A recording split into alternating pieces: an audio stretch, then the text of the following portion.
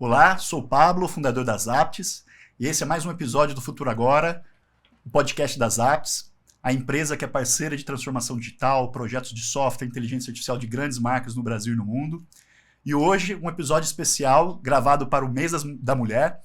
Estou aqui com duas convidadas super especiais, a Carla Evaristo, Delivery Manager e sócia nas Apps. Carla, obrigado por aceitar o convite. Obrigada eu, Pablito. E a Caroline Savariego, Carol, Delivery Manager e também sócia nas Apps. Carol, muito obrigado por aceitar esse papo aqui. Eu que agradeço. A gente gosta nesse podcast de conhecer a história das pessoas e a partir de conhecer a história delas, entender um pouco da perspectiva delas para o mercado, como as tecnologias estão impactando a nossa realidade, agora, no presente e no futuro.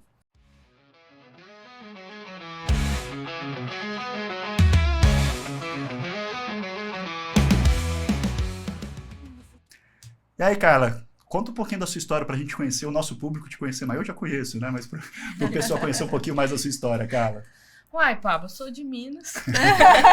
Bom demais. Bom demais. Esse trem que não para. Bom, mas estou aqui em São José dos Campos, apesar de nascer em Minas Gerais, em Itajubá. Estou em São José já tem 10 anos. Sou uma Zelinha das Apps, né? Então já vou fazer 6 anos nas Apps também. Comecei pela TI por gostar de matemática. Então, a única certeza que eu tinha na vida é que eu gostava de matemática. Inclusive, eu fui professora de crianças durante a minha adolescência.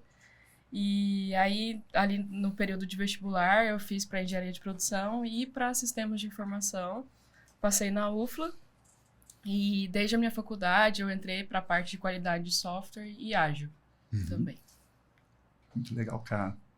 E você, Carol? Qual que é a sua história e como é que você veio parar em tecnologia? A minha história é um tanto curiosa, porque eu acho que eu dei algumas voltas antes de me estabelecer em tecnologia.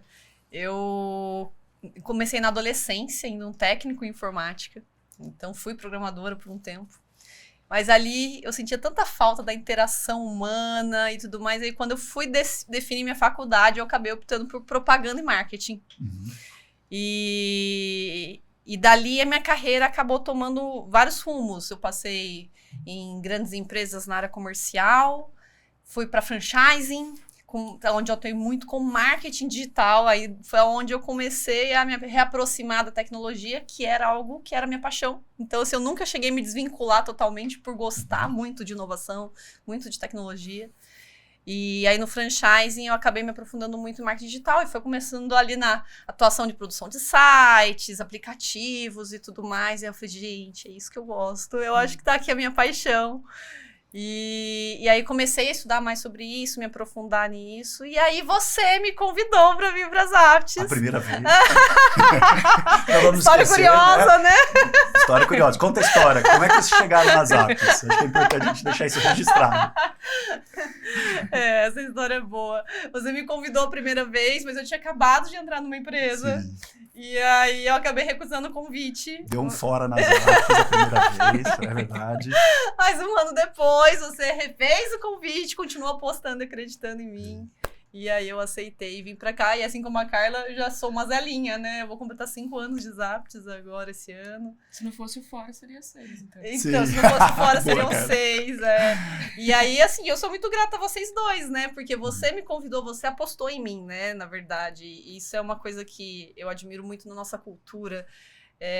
Essa questão de a gente apostar nas pessoas, acreditar na essência delas, no melhor delas, né? Você apostou em mim, sendo que eu não era de tecnologia efetivamente, né? Eu estava vindo de marketing digital. Tinha um viés de tecnologia? Tinha, mas eu ainda não estava... E eu estava apostando muito em gestão de projetos, de tecnologia e tudo mais, e você acreditou no meu potencial e não no meu histórico, na minha carreira. Então isso foi importante para mim. E a Carla foi quem fez a minha entrevista final. Isso eu não lembro. Como é que a Carla, como entrevistada, como é que foi? Foi tenso. Ela foi brava. A Carla é muito gente boa, mas eu não queria passar entrevista com ela também, não. Não sei porquê, Carla. Carol tirou de letra. Ela foi muito ali de como eu lidaria com os desafios do dia a dia. Então foi bem interessante a entrevista com ela, justamente por ter sido um viés bem prático, né? De como você lidaria nessa situação. E aí eu acho que a gente teve uma conexão ali, né, Carlinha? Sim. Obrigado, viu, Carol, ter aceito o convite, né? Eu que agradeço. A Obrigada gente por fala que acreditar em mim. A gente como empreendedor, né? Não, acho que como líderes, né? E vocês têm isso também, né? A gente ser esse pouco olheiro de futebol, né? De enxergar os talentos. Às vezes não é tão evidente, né? O talento da pessoa, mas você enxerga o potencial, falar, olha, essa pessoa na área de tecnologia, né? A gente acaba aprendendo um pouco, né? Entender o potencial das pessoas e que bom que você confiou no nosso convite, né, Carol? Carla, e você? Como é que foi? Eu sei, né? Assim, mas conta um pouquinho como é que foi a sua chegada nas Zaptis. Bom, um colega da época foi o Will, me encontrou no LinkedIn, me mandou uma mensagem falando sobre uma posição de liderança de qualidade. E aí eu fui sondar a empresa, né, no LinkedIn e vi que um outro amigo meu, o Rock, estava trabalhando na empresa. Conversei com os dois. Grande Rock. E aí conversei com os dois ali e fui conhecer as Zaptis. E aí, durante a entrevista, eu sofri muito também com o Rodrigo. Ah, o Rodrigo. Vamos falar sobre o processo seletivo do Rodrigo, é um capítulo à parte do podcast. Acho que devia ter um podcast só dos processos seletivos do Rodrigo. A gente dá um livro. Muitas histórias boas, né, gente? Mas ali foi o diferencial pra mim, assim. Eu vi que a entrevista dele foi muito diferente pra mim. Nada que eu tinha encontrado no mercado. Eu já tava há mais de 10 anos na área. Eu falei, cara, essa empresa é diferente. E aí eu me apaixonei, assim, e aí eu cheguei em casa, eu tava participando de outro processo seletivo em Portugal. Aí eu falei, não quero saber mais, eu quero entrar nas Zaptis. Então ali eu vi que justamente esse ponto que você trouxe, assim, de ter uma visão além da parte técnica, além sabe, uma visão de pessoa mesmo. Então eu vi que ali no processo seletivo ele não estava avaliando só a questão técnica minha, e isso me fez levar para casa essa mensagem, eu quero ficar nas Zaptis. Legal, cara. Obrigado também por ter acreditado nesse projeto e ter embarcado com a gente. Quando a gente estava criando a área de qualidade nas Zaptis, Sim, né? eu entrei, tinha 14 pessoas, né, Pablo? Sim, sim. Não, obrigado mesmo, né? Vou deixar um beijo pro Will e pro Rock também, todos os ex-Zapters também que já passaram aqui com a gente, né? Continuam sempre amigos e parceiros. Eu queria ouvir de vocês um pouquinho, né? Vocês são pessoas, figuras dentro das Zaptis e também com os clientes, com parceiros, né? De muita referência, né? São líderes, mulheres, inspiradoras. Eu queria que vocês contassem um pouquinho dos princípios de liderança, como é que vocês fazem gestão de equipes, liderança de times, como é que vocês trabalham na liderança de vocês. Vamos começar assim, Carla, Carol, depois a gente vai... É até gostoso essa pergunta vir para mim e para Carol, porque eu acho que nós somos muito parecidos, assim. A gente tem muita sintonia. A gente tem muita sintonia na forma de liderar, assim, e eu acho que começa fazendo uma brincadeira aqui, né? A gente não gosta de colocar a pessoa na fogueira. A gente gosta de despertar uma fogueira dentro dela. Perfeito. Que é o de engajamento mesmo. Então, assim, como a gente odeia microgerenciamento, então eu e a Carol, vou falar um pouquinho depois, né, Carol? Mas, assim, a gente trabalha com estratégias de planejamento pra gente não ficar no pé o tempo inteiro da pessoa. Dá autonomia pra ela confiar nela, com certeza. Pra ela mostrar todo o potencial dela. Pra ninguém ficar sobrecarregado, né? Pra não ter aquela história de só um do time, porque entrega bem, ele vai entregar tudo. Então, assim, a gente adota estratégia de roadmap, por exemplo, para as atividades ficarem bem distribuídas. Perfeito. E a gente acompanhando de forma processual e não com microgerenciamento. Tipo, e aí, cara, como que tá a tarefa?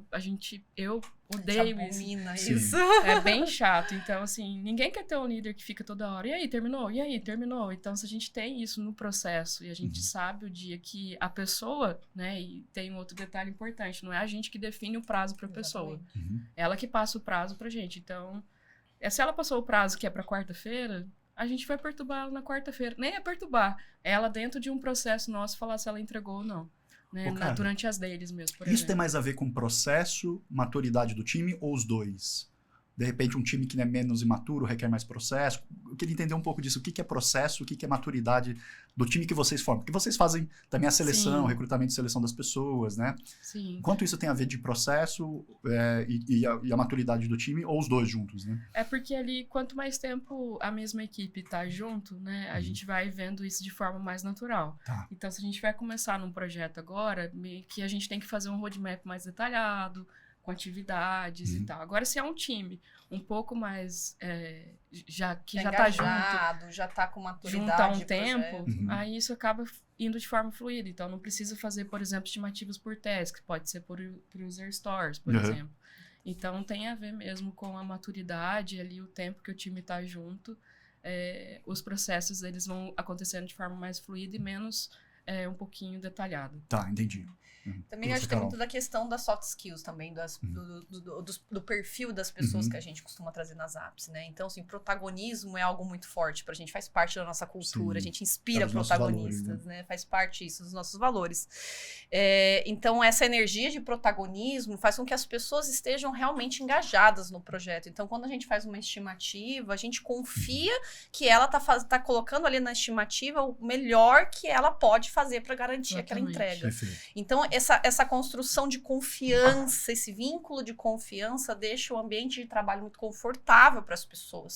E para a gente isso é algo importante, é um valor importante, né? A gente ter um ambiente saudável de trabalho, porque a gente já trabalha num ambiente muito complexo, né? Que são as entregas. Então, o projeto nunca é um ambiente muito simples de execução. Então, a gente tem essa necessidade de ter esse vínculo de confiança e até, eu acho que transcende tanto a confiança é a transparência, né, Carla? Exatamente. Então, assim, a gente faz questão de envolver todas as pessoas nos processos decisórios. A gente traz o porquê que a gente está tomando aquela decisão e muitas vezes envolve o time no processo de decisão. Então, por que a gente vai seguir essa estratégia? Mas então, vamos construir essa estratégia juntos. Quando a gente faz essa construção em conjunto, as pessoas estão mais engajadas a fazerem elas acontecerem. Então, isso é uma parte muito importante desse processo de liderança. E também da maturidade, desse ganho de maturidade do time para que o processo siga fluindo de uma forma mais saudável, conforme as sprints vão correndo e a gente vai ganhando aí corpo de time, vamos dizer assim, né? É muito mais gostoso, né, Pablo, você fazer parte você executar um plano que você construiu junto. Sim, total. Né? Então, é esse ponto que a Carol trouxe, assim, da gente engajar as pessoas desde o primeiro momento com os clientes. Esse é um detalhe importante, assim, porque a transparência, a inspeção e a adaptabilidade ali, que são os pilares do ágil, a gente está o tempo inteiro entre time e cliente, porque senão, por exemplo, se o cliente não tem essa transparência, ele vai ficar inseguro também e ele não vai ter...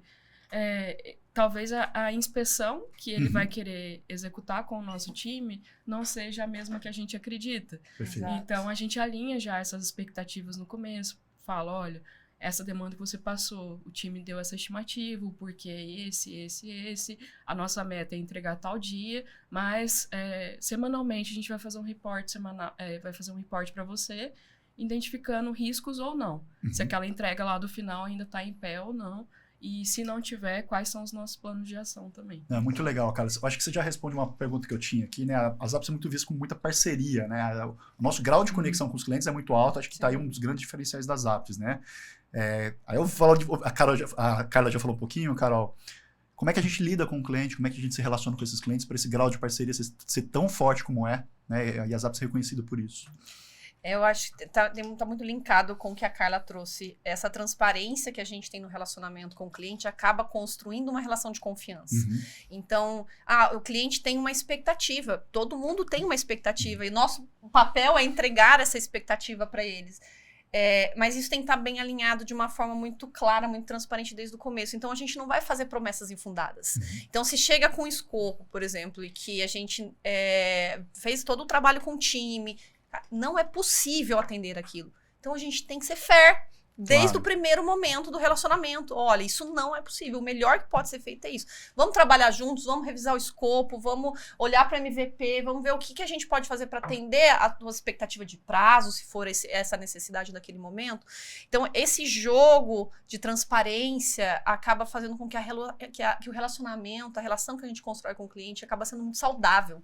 E isso também acaba trazendo reflexos para a relação com o time, porque o time enxerga que esse ganha-ganha é para todos os lados, porque a gente baixa o nível de pressão do projeto, as expectativas estão bem alinhadas com o cliente, o time acredita, aposta naquilo, está confiante de dar certo, então a gente consegue fazer com que todo esse ciclo funcione de uma forma muito saudável. E aí os clientes acaba sendo a consequência de tudo isso, né? O sucesso com o cliente, porque a gente consegue honrar os nossos acordos, os nossos combinados, justamente por essa transparência que a gente tem desde o início do processo. Às vezes o começo é um pouquinho doloroso, né? Até acertar. Exato. Então, assim, tem expectativas muito altas, né? Mas a gente faz muita questão de setar essas expectativas de uma forma tangível desde o começo, para que não gere nenhum tipo de frustração. Nem para eles terem tempo de, né, participar ali. Tá bom, a gente tem uma notícia ruim agora, o que a gente vai fazer para...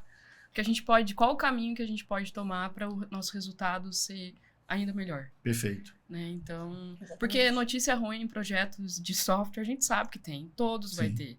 A diferença é que a gente prega por dar notícia ruim cedo. Não é software não, né? Construção civil. Qualquer projeto, a gente né? tem os desafios, né? Eu acho, mas o que vocês trazem eu acho que é muito legal, né? Que é o que me atraiu nas apps também, né? Porque, assim, querendo ou não, em várias empresas, assim, que a gente vê no mercado, às vezes a notícia ruim, ela é adiada. Porque é difícil de dar uma notícia ruim. Não é fácil. E aí eu lembro do Rodrigo falando pra mim desde que eu entrava nas apps, não, notícia ruim a gente tem que dar cedo. Notícia ruim a gente tem que dar cedo. Foi o maior aprendizado que eu tive, assim. Então, se a gente já faz o planejamento, a gente já vê que tem um risco muito grande de não entrega, a gente não vai naquela, vamos tentar e vamos falar pra ele só no final que não deu certo. Não, a gente já volta com ele com o planejamento antes de iniciar e fala, olha, tem chance da gente não entregar essa e essa feature. E a gente leva uma notícia sempre com uma proposta de solução. Exatamente. Eu acho que esse é um ponto bastante importante. Então, assim, e não é uma proposta, a gente leva cenários. Então, teve situações, já que eu já vivi em projeto, a Carla acompanhou comigo, de eu chegar a criar mais de 20 cenários possíveis. Com hora extra, sem hora extra. Você trabalha no sábado, trabalha num feriado. Ou então trocar essa user store por outra. E aí a gente cria cenário, todos os cenários possíveis e traz para o cliente. Nós temos essas alternativas. Esses são os possíveis caminhos que a gente pode seguir para a gente tentar ao máximo atender as suas expectativas, seus objetivos. Isso, claro, sempre olhando também para garantir um ambiente saudável para o cliente. Então, para o time, desculpa. Quando a gente fala de, vamos trabalhar, fazer uma hora extra, vou trabalhar um sábado, sempre fazendo de uma forma que seja saudável para o time, com acordos bem alinhados com o cliente, com o time, olhando para a disponibilidade de cada pessoa. Perfeito. Porque cada pessoa é uma pessoa, não é um recurso. Sim. Eu acho que a gente tem que tomar muito cuidado com isso, e isso é um ponto que me atrai muito nas apps, né? Por isso estamos há tanto tempo aqui, né, Carlinha? Que as pessoas não são recursos, são vistas como pessoas que têm vida, têm saúde, têm família, têm seus momentos individuais que precisam ser prezados também, que eu acho que é uma relação de respeito muito grande. Então, até quando a gente vai construir esses cenários para a gente tomar uma decisão com o cliente, a gente olha o que é legal para o time, mas também vai atender a necessidade do cliente. Eu acho que essa é a grande chave do papel do Delivery Manager, né, na nossa empresa. A gente olhar sempre a perspectiva do cliente, a perspectiva do time e tentar achar um ponto comum ali, onde vai atender muito bem os dois cenários. Perfeito. Até porque, né, com a chegada do ágil ali, a gente veio muito com a ideia de que o ágil é desorganizado. Né? Então, assim, ali nas apps a gente tenta trazer esse balanceamento muito vivo, porque, assim, os clientes estão vindo de uma gestão tradicional, que tem calendário, que tem, né, que a gente sabe que na maioria das vezes também não era cumprido, mas ali a gente traz um ágil com entregas incrementais mais organizado. Então, assim, quando ele tem a possibilidade de escolher caminhos, a gente ainda está falando de agilidade, mas é uma agilidade organizada. Sim. Que não vai ser só no final lá da sprint a gente vai falar, cara, a gente não entregou. E é interessante, né, cara, porque o ágil já é tão antigo, né, e até hoje a gente ainda recebe alguns clientes ainda que não conhecem ou não implementam. A gente apanhou mais, né, para implementar ágil, né, mas ainda existem alguns casos, né. Eu queria fazer uma pergunta, aí, especialmente para você, Carla, que Carol complementa depois, né, que é um tema que vocês trouxeram nessa conversa, que é sobre qualidade. Né? E a gente falou que você veio para as apps e a gente iniciou a nossa área de qualidade dentro das apps, né? Sim. Mas o que significa qualidade para vocês e para as apps, né? Eu acho que é legal a gente registrar isso, né? O que é qualidade para a gente, né?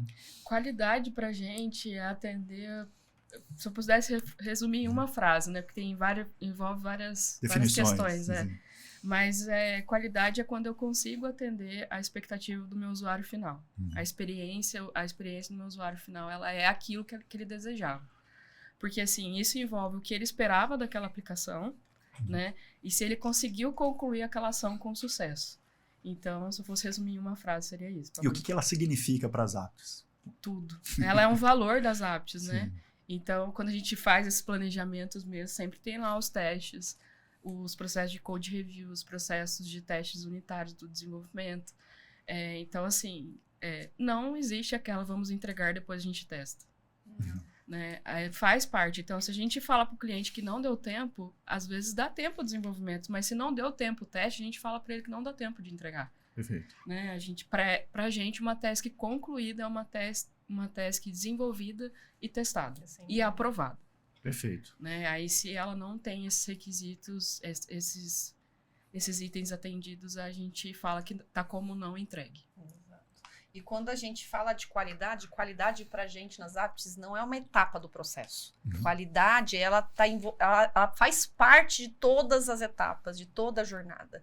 Então, assim, quando a gente fala de qualidade, a gente já tá pensando em qualidade na hora que a gente tá construindo os requisitos lá para a criação de uma história. Então, assim, o QA não é uma figura que só vai olhar para o teste lá no final do processo. Não, ele participa junto com o PO da construção para olhar para perspectivas distintas, que talvez o PO não vai ter, por não ter ali o dia a dia prático ali com o sistema, ele pode não enxergar, e o QA pode trazer uma visão distinta. Na hora do desenvolvimento, o QA participa apresentando os cenários que ele enxerga para o desenvolvedor antes do desenvolvimento. Assim, quando o desenvolvedor for atuar, ele já vai olhar por outras perspectivas que ele tem que atender ali, todas as variáveis que ele tem que olhar para garantir que o código saia da melhor forma possível. E aí, quando a gente chega efetivamente para testar, a gente tem uma redução do volume de bugs muito grande, a gente já tem expectativas muito bem alinhadas. Então, assim, o trabalho de qualidade começa desde o início ali, não é só uma etapa final. E isso faz com que todas as pessoas tenham um mindset diferenciado. Então, o PO já vai olhar para uma perspectiva de qualidade desde o começo, o desenvolvedor também, a relação de parceria entre o desenvolvedor e o QA acaba sendo muito saudável, porque os dois estão em conjunto definindo como vai ser a codificação. Não é algo que a gente costuma ver culturalmente em TI, né? A rixa do QA com o dev, né? De, você tá apontando problema, você tá questionando o meu... Então, assim, a gente... É muito mais orgânico, integrado, exatamente, né? Essa integração faz com que todo o processo seja muito saudável. E aí, o resultado disso... a gente muito menos retrabalho, a gente vai ter muito menos dor de cabeça no final da entrega, e geralmente isso acaba apoiando a gente com que a gente consiga honrar aqueles prazos que a gente comentou lá atrás. Né? Então, assim, tudo isso acaba fazendo com que o processo seja muito mais fluido, mais saudável para o time, sem sobrecarga, principalmente para a figura do QA, que é uma figura que acaba sendo muito sobrecarregada num processo quando não tem esse viés de qualidade tão forte quanto a gente tem nas apps. Muito legal, muito legal. Bacana ouvir de vocês ainda, coisa que a gente faz no dia a dia, mas a gente às vezes não escuta, né? O nosso jeito de trabalhar, né? Os apps Way, o padrão apps de qualidade. Ainda na nossa forma de trabalho, queria que vocês contassem um pouco sobre trabalho remoto, né? Dando um pouco de contexto para os espectadores sobre as apps, é uma empresa que começou já no trabalho remoto há 10 anos atrás, porque a sede nasceu em São José dos Campos, no interior de São Paulo, mas atendendo empresas no Brasil todo, né? Então, a Zappos sempre trabalhou remoto, né? Seja pessoas em home office, ou seja pessoas no escritório, né? Mas de forma remota atendendo os clientes, né? E muito hoje do trabalho remoto está atrelado a empresas que aprenderam a fazer isso só durante a pandemia, né? Que obrigou todo mundo a ir para o home office, né? Principalmente, né? E a gente já tinha um modelo de atendimento aos clientes já remotamente, né? A gente evoluiu muito no home office, né? Que eu acredito que foi um modelo que realmente todo mundo teve que evoluir bastante, né? Das pessoas não trabalhando remotamente no escritório, fora do cliente, mas também nas suas casas, né? Sim. Como é que é essa questão de trabalho remoto nas apps? Queria que vocês contassem um pouco desse jeito, né? E o que vocês acham que é fundamental para dar certo esse modelo que funciona tão bem nas apps de trabalho remoto. Posso começar? Essa questão da organização dos nossos processos ajuda bastante, né? Porque ali a gente se reúne, faz o planejamento junto, então as atividades já ficam mapeadas, as pequenas metas definidas. E aí a gente acaba tendo mais esforço na parte de integração e engajamento mesmo. Eu vou deixar a Carol falar um pouquinho, porque eu sou fã dela. Como é que faz dar certo o trabalho remoto, Carol? Se a gente for passar receita aqui para principalmente nossos parceiros aqui, clientes que almejam, muitos já trabalham, né? A gente já atende muita gente no remoto. Eu acho que assim, não tem uma receita de bolo que funcione bem para todos os times, Sim. né? A gente acaba entendendo muito o perfil de cada time, as características de cada equipe, mas as interações, então assim, por exemplo, a gente acaba vivendo muito a rotina do projeto em si, mas e as interações entre as pessoas? Isso é fundamental para a gente conseguir ter um time coeso. Então, fazer agendas de engajamento mesmo, de interação. Até eu gosto de brincar que no nosso time a gente chama de momentos aptos. Porque a gente acaba vivendo tanta cultura dos clientes, né? E aí, que momento que a gente tem um momento para ser zapter? Então, esses momentos aptos, eu acho que são importantes para a gente construir esse relacionamento. Então, independente de estar no remoto, as pessoas se sentem próximas, elas constroem uma relação de amizade saudável, de companheirismo. Então, e também a questão muito do reconhecimento também do trabalho dos profissionais, né? Então, quando a pessoa sente vista, quando ela se sente reconhecida, isso faz com que ela se sinta parte de algo, né? Então, o remoto acaba não sendo uma limitação pra gente. Então, terminou uma sprint, vamos fazer um momento, a gente tem que comemorar as pequenas vitórias. Eu acho que se a gente fala assim, qualquer receita de bolo é comemorar as pequenas vitórias. Legal. Isso traz uma união muito forte pro time, o reconhecimento deixa as pessoas com uma motivação muito elevada e faz com que as pessoas deem o melhor delas o tempo todo. E o trabalho remoto pra gente acaba sendo bastante importante, porque é uma oportunidade da gente poder ampliar ali o raio de busca dos profissionais que tenham a cultura que a gente busca. Então, assim, quando a gente fala assim, eu preciso de um desenvolvedor e tal, mas e aquelas soft skills que são tão importantes para a gente conseguir construir esse time coeso? Então, a gente acaba tendo a oportunidade de buscar no país, no mundo inteiro até, né? A gente tem várias pessoas dentro da empresa que hoje trabalham fora do país até. Verdade. E a gente consegue trazer as pessoas mais sinérgicas ali para a gente transformar isso num time de grande resultado, de muita produtividade. Então, o remoto pra gente é muito importante. Eu acho que ele traz muitos benefícios.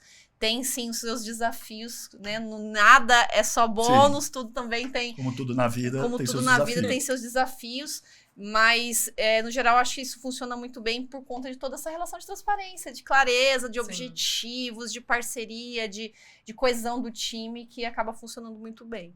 Cara, eu acho muito legal a perspectiva que você traz, porque geralmente os nossos clientes, né, quando vem buscar a gente pelo nosso expertise de trabalho remoto, eles vão querer muito mais de uma camada de processo, ferramentas, né? Muito ali pensando como é que eu controlo a produtividade desse time, né? E que vocês trazem, na verdade, né, é um diferencial por outras camadas, que é a camada da cultura e da liderança, que é o papel fundamental, né? Então, acho bem interessante essa perspectiva que vocês trazem de não é só ferramenta, não é processo. Sim. É muito cultura, muito liderança de vocês e outros líderes das apps ali para manter essa Esse é o modelo fogo que eu funcionando. comentei no comecinho, da gente conseguir gerar algo, um fogo por dentro, não colocar a pessoa na fogueira. Muito legal. Né, que é uma gestão mais tradicional, enfim. Muito legal. Então, eu lembro até do Rodrigo falando isso nas entrevistas e eu acho que isso caracteriza muito bem as apps também. A gente gosta de bons profissionais, mas a gente gosta ainda mais de boas pessoas. E aí, em boas pessoas, a gente está incluindo responsabilidade, a gente está incluindo parceria. Então, acho que isso tudo colabora para o trabalho remoto também. Muito legal, muito legal. E falando ainda do tema de liderança, né? Especialmente esse mês que a gente está vivendo, o mês da mulher, queria que vocês comentassem um pouquinho sobre o papel de vocês como mulheres líderes, vou repetir aqui, inspiradoras, né? Qual que é o papel da mulher hoje na liderança de empresas ou de equipes na área de tecnologia? Pablito, minha sala tinha 3 mulheres para 37 homens. Uau. Então, assim, hoje, numa posição de liderança, assim, vendo muitas mulheres nas apps, por exemplo, que a gente tem bastante, né? Eu fico extremamente feliz e me sinto muito responsável por inspirá-las, assim. Então, vejo que as coisas estão melhores com a gente aqui, né? Eu acho que a diversidade, ela proporciona isso para as entregas são melhores com um público diverso. Então, eu vejo dessa forma, assim, eu me sinto bem responsável, eu acordo todo dia e vejo o tamanho da minha responsabilidade em ser uma pessoa inspiradora, principalmente para as mulheres também. Legal. Sem dúvida. Assim, apesar da gente estar vendo uma evolução muito grande na presença feminina em TI, ainda, principalmente nos relacionamentos com os clientes, mas a gente vê que ainda é um público predominantemente masculino, né? Sim. Então, assim, continua sendo bastante desafiador para a gente, né? Essas interações num público predominantemente masculino. Mas eu acho que a gente está conseguindo, como a Carla trouxe, inspirar mulheres a se envolverem, a estarem mais próximas. A gente, principalmente na camada de negócio, a gente está vendo muitas mulheres já participando, muitas pessoas migrando de carreira para tecnologia, assim como eu fiz, né? Também estão migrando para a área de tecnologia. E a gente poder inspirar mulheres, eu acho que é a cerejinha do bolo, né? É muito gostoso isso.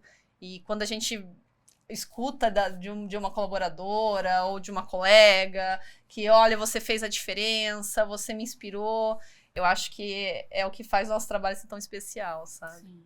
Teve até um caso, Pablo, que foi desafiador pra mim, mas hoje ele é um caso, assim, eu falo, nossa, tão antigo, né? Tão arcaico isso, né? Mas eu fiz um treinamento de Git, porque eu também já fui muito tempo da área técnica, né? A gente falou aqui. E aí, depois que eu fui pra casa e tal, um dos meus pares me ligou e falou, mas por que você tá falando desse assunto? Você sabe desse assunto? Porque eu não sei. Eu falei, eu sei desse assunto. Então, assim, eu fui questionada se eu sabia a parte técnica. Eu já era gestora na época. Então, assim, por que eu fui dar um treinamento técnico? Eu sei sobre isso, porque como assim ele é um gestor e não sabe da parte técnica? Então, assim, eu vejo que isso já vai ser mais difícil de acontecer hoje, sabe? Porque a gente tem várias referências técnicas femininas nas apps e em outras empresas também. Então, ela é gestora porque ela não sabe da parte técnica? Olha só. Não é isso. Sabe? Então... Vocês estão enxergando, então, uma evolução positiva desde que vocês entraram nas apps, por exemplo, esse trabalho que a gente tem feito, né? Dentro de casa e fora também, né? Ainda vejo um caminho longo, ainda. Eu vejo que nós, mulheres, a gente precisa pedir coisas... reforçar coisas básicas que os homens não precisam ainda, infelizmente. Mas eu vejo uma melhora muito significativa, assim. Eu acho que, por exemplo, isso que aconteceu comigo, talvez não aconteceria de novo. Sim, sem dúvida. Por já ter muitas referências técnicas também femininas, né? Mesmo. E dentro das apps sempre foi um ambiente muito saudável, muito diverso, né? Então, assim... a gente entrou, as apps eram bem pequenas, né? Você tinha de 14 pessoas, né? Entrei com 20 alguma coisa e a gente viu a empresa crescer, evoluir muito. Mas sempre teve um público feminino muito grande. Então, sempre foi um ambiente muito diverso. Então, a gente sempre se beneficiou muito desses pontos de vistas diferentes, das características que acabam somando muito nesse sentido. Mas ao longo dos anos, eu tô vendo isso, uma mudança muito grande no mercado em si, né? Que bom. Então, dentro das apps, algo pra gente é tão natural, né? Quando a gente olha pra nossa equipe, principalmente camada de liderança, predominantemente feminina. né? Com muito orgulho, né? Com muito orgulho. Entre nós sócios também, quase metade do time... de sócios, do corpo sócio, são mulheres. E nos times em si também, a gente tem bastante mulher participando, então é muito gostoso e a não gente ver necessariamente por serem mulheres, mas porque pela competência de vocês. Pela competência, né? exatamente. Competência Eu acho mulheres, que esse ponto que você trouxe, Pablito, para mim é o fundamental, independente de gênero. Exato. Então, assim, é porque merece, porque tem as competências necessárias para estar ali, entrega, performa, e independente de gênero. Então, não é estereotipado, né? Não é também uma questão de, vamos beneficiar. Não, porque realmente entrega valor. Mérito de vocês que fazem a diferença. Exato. E eu acho que esse é o ponto fundamental. A diferença, eu acho que as apps dá mais oportunidades pra gente conhecer públicos diversos. Então. não significa que, eu tenho um perfil assim, assim, assado, eu vou passar com certeza. Mas não, a gente dá igualmente as oportunidades. Então, assim, se as mulheres têm um menor acesso aos processos seletivos, por algum motivo que seja, eu sinto que ali no time de people mesmo, elas buscam trazer a mesma proporção de candidatos pra gente. Então, um programa de estágio para público feminino, para incentivar a entrada da mulher na tecnologia. sim. Então, tem iniciativas muito Isso é bacanas. diferencial. A gente tem o bonde da diversidade, né? Tem Pra o gente bonde. discutir temas delicados, sensíveis, pra gente acolher as pessoas nos desafios, né? E assim, a gente não é só uma empresa, a gente é uma comunidade, a gente é uma família. É meio piegas falar família, mas é o que a gente sente ali dentro, porque a gente acaba transcendendo muito essa linha de o que acontece no ambiente profissional. Não, porque a gente vive o desafio de ser mulher na sociedade de uma forma geral, e não só no ambiente de trabalho. Então, quando a gente fala de um bonde de diversidade que a gente tem dentro da empresa, a gente sente esse acolhimento, esse apoio, esse suporte de pessoas que vivem os mesmos desafios que a gente na vida, de forma geral. E a gente tem todo esse apoio, esse acolhimento, e até muitas vezes como lidar, né? E a gente se apoiar no como lidar com as situações, então... Que não é só no trabalho, né? Que não é só no trabalho, exatamente. Então, é muito bom a gente se sentir dentro de uma comunidade, assim, acolhedora, né? Até esse ponto, né? Quando você perguntou, você acha que evoluiu, né? A questão da mulher na tecnologia e tal, eu afirmo que sim, muito mais por eu estar nas apps, assim, os desafios que eu encontro hoje são 99% fora das apps do que exatamente, assim, então é um ambiente que eu me sinto ouvida. Muito bom, muitas conquistas, mas muito por conquistar ainda, né? Continuamos na nossa luta aqui, né? Por conquistar mais espaço. Falando também ainda de trabalho, né? Mercado de trabalho, o nosso ambiente mesmo de trabalho, trazendo um pouco para a nossa temática de tecnologia, o que vocês estão enxergando de transformação agora, né? Vamos dizer agora, com as novas tecnologias. A gente, em especial aqui no podcast, tem falado sobre inteligência artificial. Dentro de inteligência artificial, que é uma gama imensa de assuntos, a generativa que se popularizou mais, né? O que vocês têm visto no dia a dia? Como vocês acham que está sendo o impacto dessas novas tecnologias, principalmente a inteligência artificial generativa, no dia a dia do trabalho, né? No mercado, em geral, ou nas apps, enfim. Posso falar? Pode. Eu jogo a pergunta no meio, quem quiser. A gente fala muito da generativa, mas na prática, o que a gente acaba vendo muito é que a preditiva ainda tem muito para ser implementada antes da gente olhar para a generativa. Então, a gente ainda está num passo de amadurecimento cultural, de alfabetização tecnológica, de culturalização ainda de IA dentro das empresas. Claro, não posso generalizar. Claro que existem empresas no mercado que estão bem evoluídas, bem amadurecidas e sim, já estão conseguindo implementar a generativa.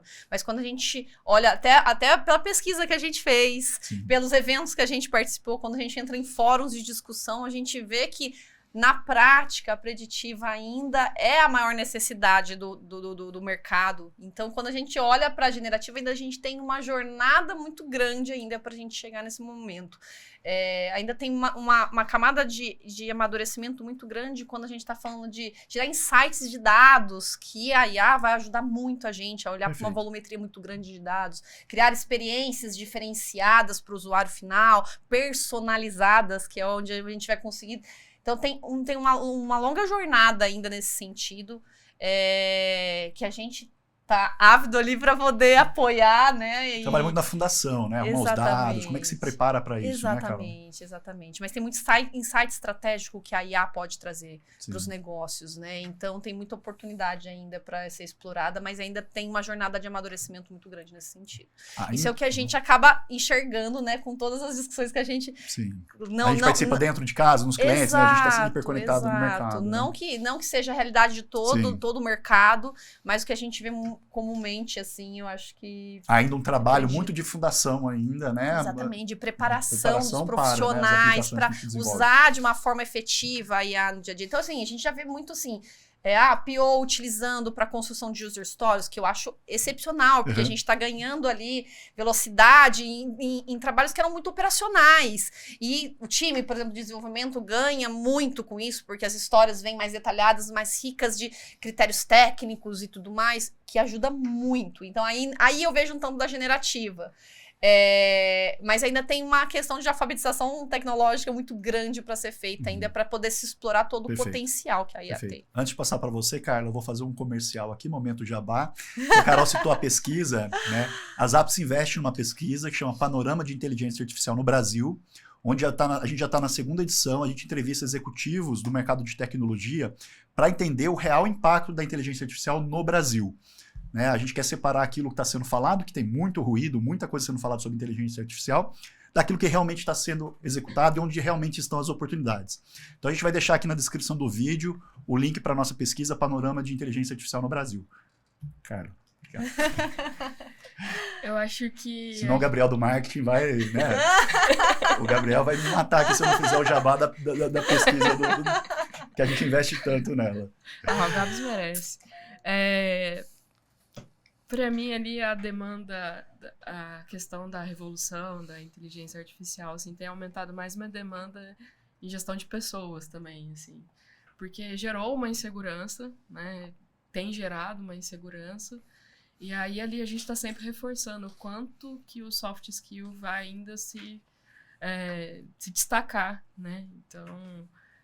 que é o que a gente gosta de trabalhar também, né? Que é o perfil que as Zappos também contrata, né? Boas pessoas, né? Pessoas com...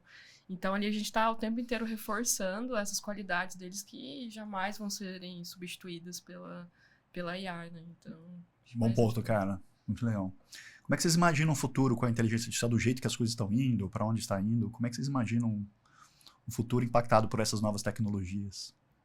Eu acho que a gente vai gastar tempo com coisa mais importante, assim, se eu fosse resumir, sabe? Então, por exemplo, eu tenho um cara super criativo no meu time, ele não vai ficar 40 horas codando, sabe? Ele vai ficar 8 horas codando e o restante das horas sendo criativo e propondo novas soluções em outro caminho. Um ganho de produtividade e foco naquilo que realmente agrega valor, Sim, que a pessoa tem interesse em trabalhar. Que é o diferencial, né? que a gente ainda pode ter, né? Tipo, evitar viés que a IA pode trazer também.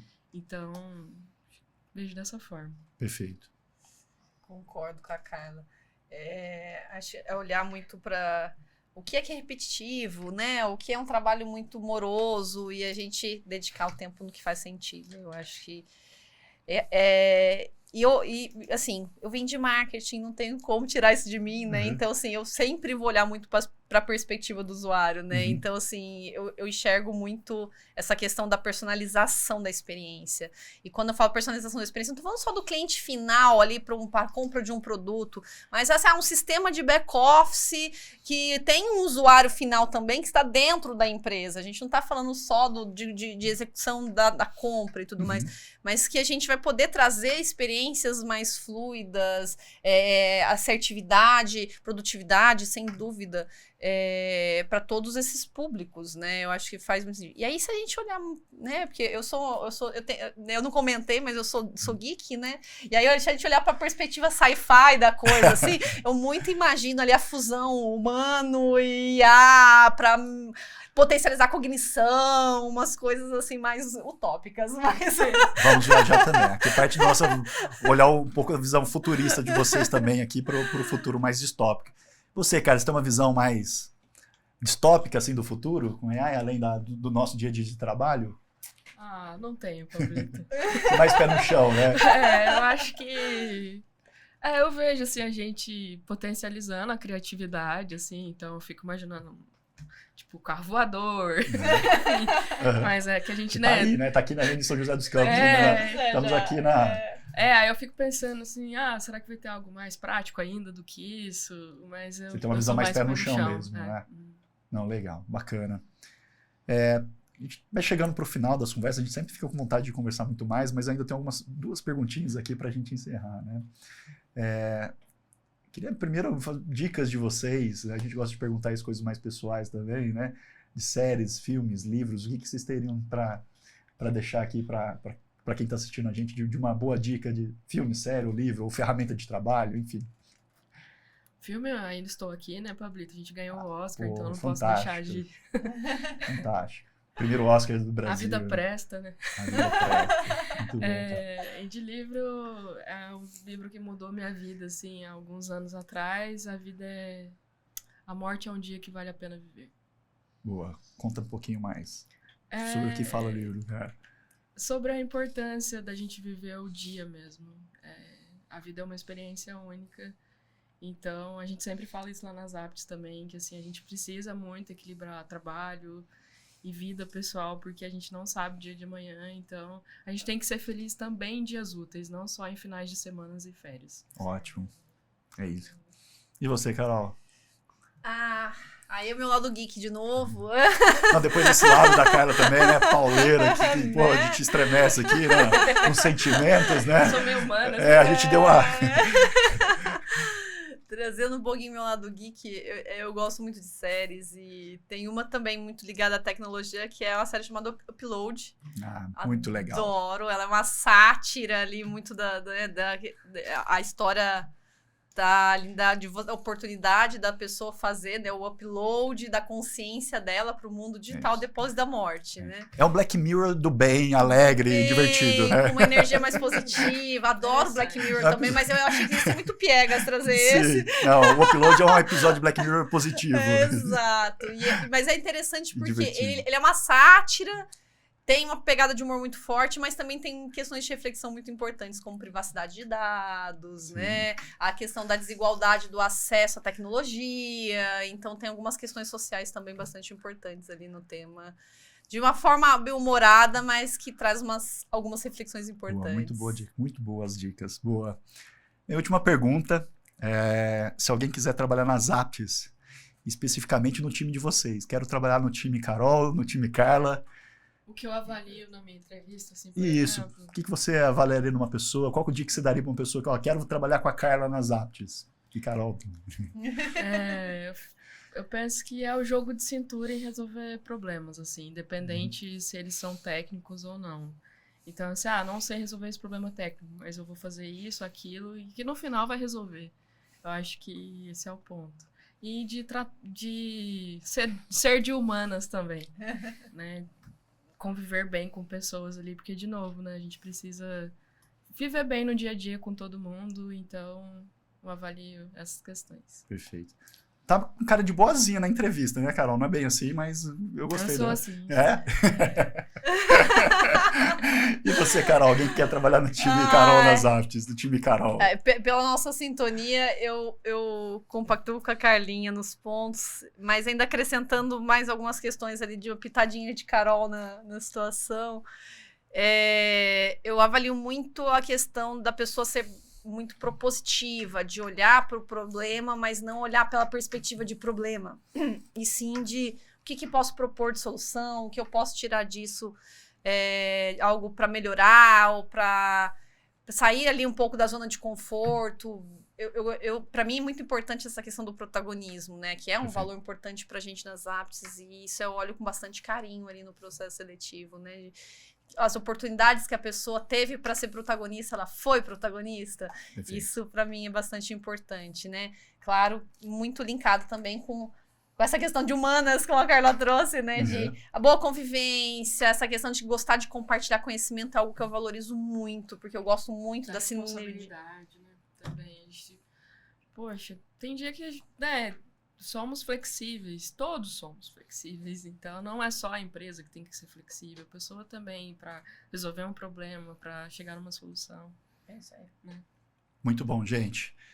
Quero agradecer vocês pelo bate-papo de hoje, adorei estar aqui com vocês hoje conversando. Quero agradecer terem aceito o desafio de trabalhar nas apps lá atrás. Depois também aceitarem entrar no nosso programa de sócios das apps e se tornarem sócios das apps. E, de novo, mais uma vez, obrigado por esse papo de hoje que eu adorei. Pra gente é uma honra, com certeza. Não só fazer parte das apps, sermos sós, estarmos aqui hoje compartilhando um pouquinho de tudo isso. Obrigado, gente. Obrigada. Quero agradecer vocês também, nossos espectadores do Futuro Agora. Espero que tenham gostado desse episódio como eu gostei. A gente deixa todas as referências aqui na descrição do vídeo. Peço para que curtam a gente, compartilhem com quem vocês acham que essa mensagem aqui vale a pena chegar. Obrigado mais uma vez. Aguardo vocês no próximo episódio. Um abraço.